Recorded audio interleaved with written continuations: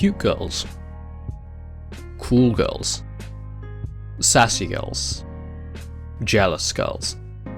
You can find every trope and more in romance anime. There's something for everybody. But sometimes a character will shine through as an instant fan favourite design. And if you couldn't tell by the clips, the girl we're focusing on today is Miyako Shikamori.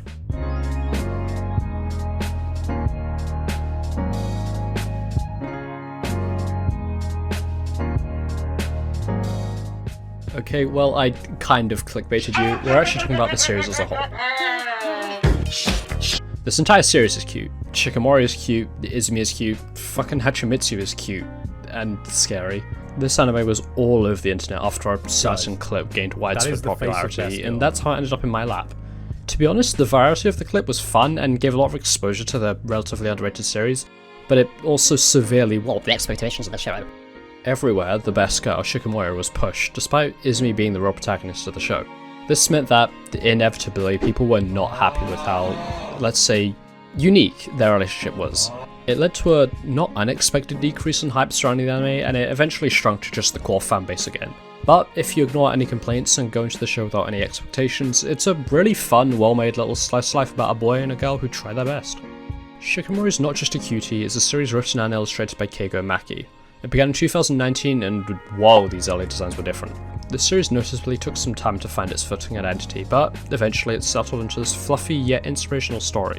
It has a great main couple and a strong side cast that actually gets development, which might just be a Roderick, but it's nice to see characters who aren't MCs still get their own arcs. The anime was aired in the 2022 spring season of anime, and I think it definitely deserves at least a second season, if not a full adaptation, considering the manga recently-ish concluded. Time for everyone's favourite part of the video. I'm not going to summarise the manga because, dear god, I do not have the time to script out almost 200 chapters worth of content. Yada yada timestamp, you get the gist of it all. Shikamori and Izumi are a pair of high school sweethearts who come together after some freshman interactions.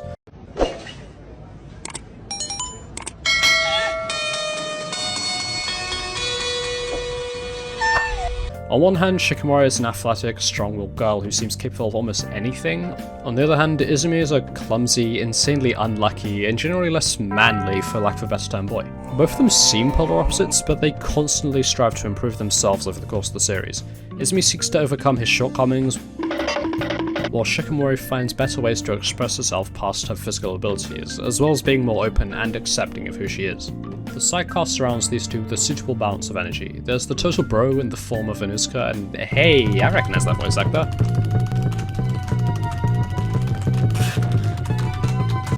There's the girl equivalent in the form of the ever energetic and outgoing Nekozaki, as well as her counterpart and possibly one of the greatest characters in fiction, Hachimitsu. As well as this initial circle, the school idol, Ai Kamiya becomes acquainted with the gang.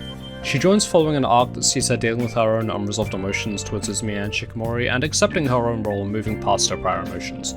This is definitely the most drama-heavy arc of the series, and it's engaging, if a little unclear on the first watch. Still, I'm saving my criticisms for later in the video.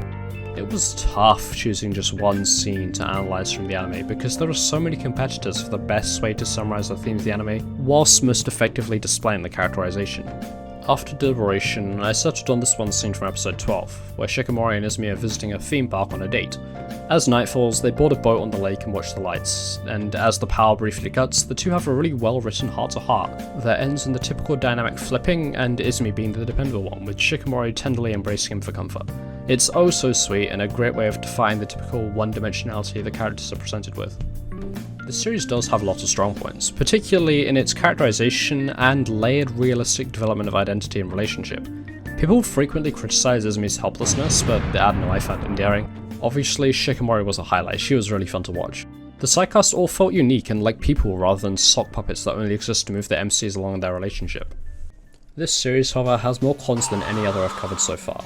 It's unfortunate because there's so much to love, but there can be a noticeable lack of substance in the world. Additionally, the subtleties of the main relationship can often feel a little too subtle, to the point where it can feel kind of just aimless and like it's pandering to excessively fluff. I'm fine with that because I'm a massive fucking loser, but the slow-paced burn is something most people don't have the patience for, which I can completely understand. In conclusion, Shikamori is not just a cutie, and likewise, this series isn't just cute. The animation is fantastic, the characters are well thought out and likeable, and the overall series is well worth a watch. It does fall victim to some issues with pacing and substance, but those are issues almost every rom-com / slice life series has. If you can look past those, you'll find something passionate, and not just about romance, but about accepting vulnerability and improving oneself. I'm awarding this series a 7.5 out of 10. I obviously also want to give a special thanks to all the Scanlation teams that helped work on this series, and actually, fun fact, I didn't realize one of my friends previously scanlated for this a while back. Small world, huh?